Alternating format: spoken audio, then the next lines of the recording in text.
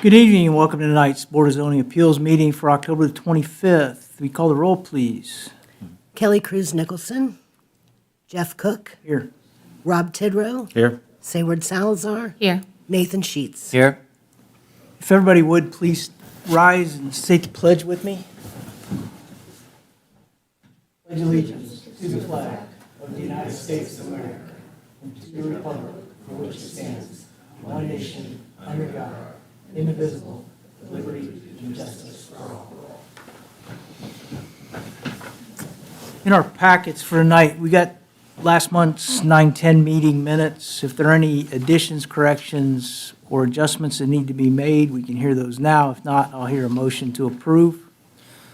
Motion to approve the minutes from 9/10/2025. Second. A motion and a second to approve the minutes from 9/10/25. All in favor, say aye. Aye. Do you have proof of publication? Thank you. This proof of publication was published in advance. It states the time, date, place, and items on the agenda for tonight's public hearings. I would ask the Board of Zoning Appeals to make a motion to accept the proof of publication. I'll make a motion to approve. To Second. accept it. A motion and a second to approve proof of publication. All in favor, say aye. Aye. New business for tonight, BZA 20-2025. Petition of Martell and Shannon Winburn.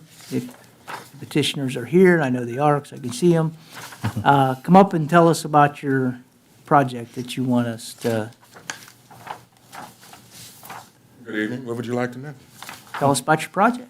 Okay, well, project with, we affectionately refer to it as the Nana Pod. That's for her mother, my mother-in-law, Nana. It's a residential structure, secondary structure to that, of course, to the current standing structure.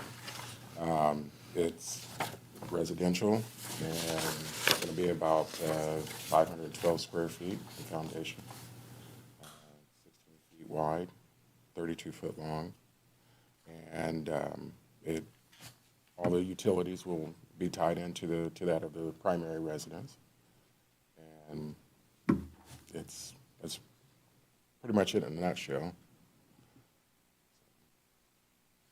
Questions to petitioners? I don't have any questions. Thank you. We may call you back.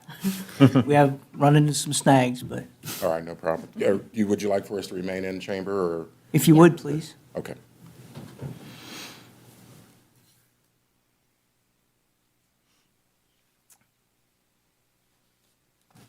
Is there anybody in the audience that wishes to speak in favor or in opposition to this petition? Hearing and seeing none, we'll close public hearing and hear the staff report. Thank you. The petition of Martell and Shannon Winburn, owners and agents at 432 South 22nd Street in Richmond, is requesting a special exception use to allow for an accessory dwelling unit in the medium-density, single-family residential district, which is R2. The use is residential single-family. The zoning is medium-density, single-family R2. Approximately 1,902 square feet, 4.408 acres. The zoning in all direction is medium-density, single-family residential. The land use is all directions is residential, single-family. The accessory dwelling unit is listed as a special exception use that requires the Board of Zoning Appeals approval. The proposed variance would allow for an accessory structured dwelling unit in the medium-density, single-family residential zoning district. The property was built in 1940 as part of the Reeveston addition and was platted in 1911. The owner is requesting approval for an accessory dwelling unit in the R2 district. Our UDO was updated per ordinance 22-2023 to allow for an accessory dwelling as a special exception in the R2 zoning district, subject to approval from the Board of Zoning Appeals. The property has not been granted a variance before. On October 1st, 2025, the public hearing was advertised in the Western Wayne News. October 2nd, 2025, 42 adjacent property owners were notified about the variance and public hearing by mail. We received 2 responses. Paul and Adelina Bain, 420 South 22nd Street, opposed. They strongly feel that this would devalue current value of our Reeveston neighborhood. In favor, Timothy and Jan Tyler, 424 South 22nd Street. We have no objections to their plans for building on their property. Staff does recommend approving the petition to allow an accessory dwelling in the R2 zoning district per Article 2.09 upon these proposed findings of facts. The special exception is consistent with the purpose of the zoning district and the Richmond Comprehensive Plan because an accessory dwelling is listed as a special exception use in the R2 district with approval of the BZA.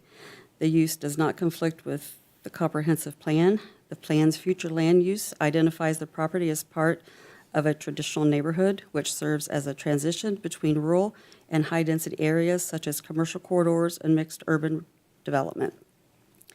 An accessory dwelling is a low-impact residential use that should not interfere with the characteristics of the traditional neighborhood.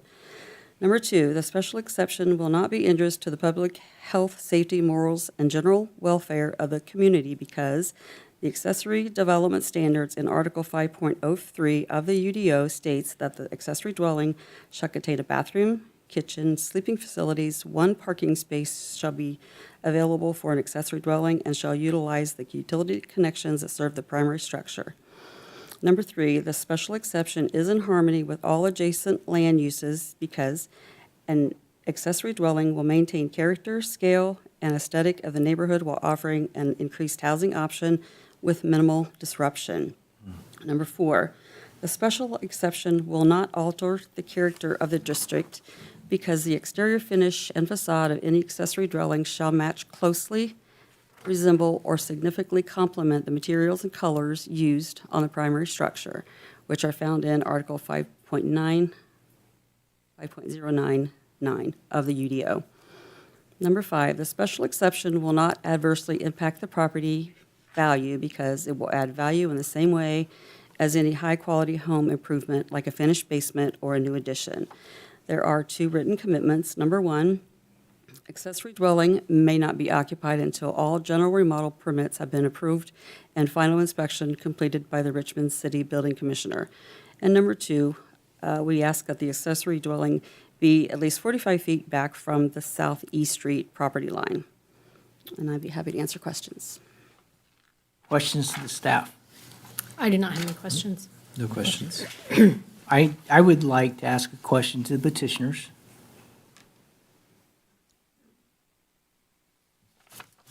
Just so we get this on record, if this is approved, the written commitments that Joanne just read, you guys good with those?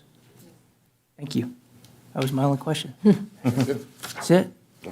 Hey, stick around. We're going to vote now.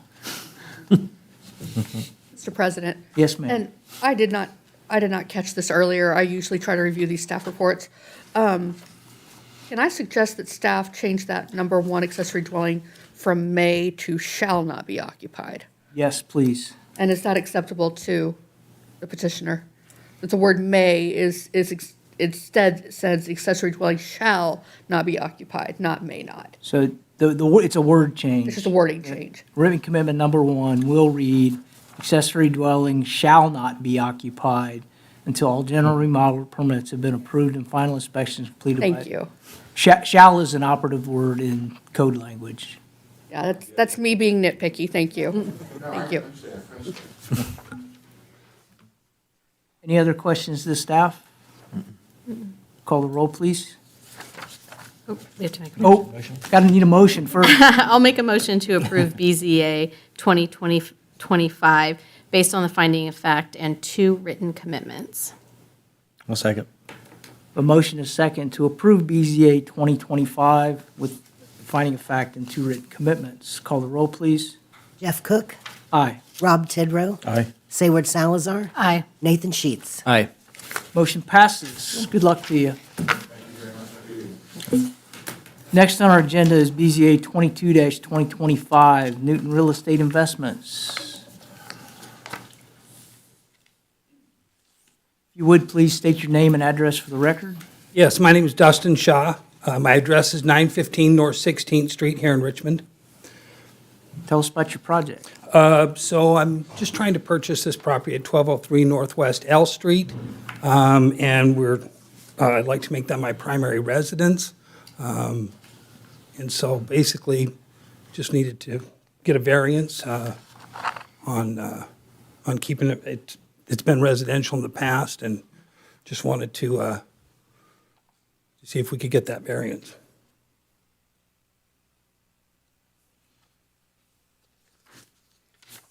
The reason for the variance is zoned institutional. Yeah. And it's been used as residential forever. It was vacant for over a year, so now it needs to be Yeah, because of the vacancy. because of vacancy. Yeah. Gotcha. Thank you. Questions to petitioner? I don't have any questions. No questions. Are you going to build a new house there, or are you going to remodel what's there, or combination of both? We'll need to do a survey first to see, if we can remodel the current home there, or if we'd need to rebuild or do something different. Okay. So you're in the process of purchasing a property. Correct. I have no further questions to petitioner. Hang out. We'll finish up here in just a few minutes. Is there anyone in the audience that wishes to speak in favor or in opposition to this petition? Hearing or seeing none, we'll close public hearing. Here's staff report. Thank you. Newton Real Estate Investments LLC owners and Dustin Shaw is the agent. Locations 1203 Northwest L here in Richmond, requesting a variance of use to allow a residential dwelling in the institutional zoning district. It is a single-family dwelling. The zoning is institutional. The lot size, 249,337.44, 5.724 acres. The zoning to the north and the south is institutional. To the east is manufactured home park. To the west is institutional. The land use to the north is residential single-family. To the south is institutional vacant. To the east, residential mobile home park. To the west, institutional vacant. The proposed use is not a permitted use in the IS zoning district. The variance will allow the property to be used as residential. This property was never platted, and according to parcel reports, it's been used for residential purposes since 1948. Although the property is partially in a floodplain, it maintained its residential use until it became vacant in 2022. The property was considered legal nonconforming within the institutional zoning district. However, once a property remains vacant for a year, it loses its legal nonconforming status, which is why a variance is now required. The property has never been granted a variance before. On October 1st, 2025, the public hearing was advertised in the Western Wayne News. On October 2nd, 2025, 10 adjacent property owners were notified about the variance and public hearing by mail, and there were no responses. The planning staff consulted with all city departments and utilities to determine any objections based on the public health and safety, and no objections were raised. The property is partially in a floodplain and has lost its legal nonconformity. Staff recommends approving the petition to allow a residential use in the institutional zoning district, Article 2.23. Upon these findings of facts, the approval of variance will not be injurious to the public health, safety, morals, and general welfare of the community because the property is an institutional zoning district but has been used as residential for decades. The use and value of the area adjacent to the property, including the variance, will not be affected in a substantially adverse manner because there will be no changes made to the land use except for a general remodel of the existing structure. Number 3, the need for the variance does arise from some condition peculiar to the property involved because the variance is due to the site's current vacancy and the loss of its legal nonconforming residential status, which is not a permitted use within the IS institutional zoning district. Furthermore, as this property is located in a floodplain, its use is restricted. Number 4, the strict application of the terms of the ordinance will constitute an unnecessary hardship if applied to the property because the parcel where the existing dwelling is located is within a floodplain. Due to this designation, no new structures can be constructed on the site. Only remodels of the current dwelling are permitted. The approval does not interfere substantially with the Richmond Rising Community Action Plan because Richmond's future land use map, the property identifies as institutional or community service moving forward. While both the current and proposed use for the property are residential, the aesthetics of the property are consistent with the residential character of the area. It does not undermine the neighborhood's existing charm, much like a traditional neighborhood to the east. I'd be happy to answer questions. Questions of staff? I have a question, President. So are we voting based on if he purchases it or on the property itself, that regardless of whomever may purchase it? Or does that matter? I think why we're here is because it's institutional, and it's been used as residential forever. We're just changing it to that? We're not really regardless? changing anything, we're just letting it continue to be residential. Because it was vacant, it lost that legal non-conforming Okay. status. Regardless of who would happen to purchase it from Perfect, now yes. on, so. Yes. Okay. Any other questions of staff? I have no questions. No questions. No more? Thanks. Do I hear a motion for BZA 2225? I'll make a motion to approve a BZA 22-2025 based on staff report and finding of facts. Second. I have a motion and a second to approve BZA 22-2025 based on finding of fact. Call the roll, please. Jeff Cook, Aye. Rob Tidrow, Aye. Zayward Salazar, Aye. Nathan Sheets. Aye. Motion carries. Good luck to you. Our next meeting will be September 17th. The filing for that meeting was today. And with that, I'll entertain a motion to adjourn. So moved. We Second. are adjourned. Thanks. How So, many do we have for next? Swift. How many?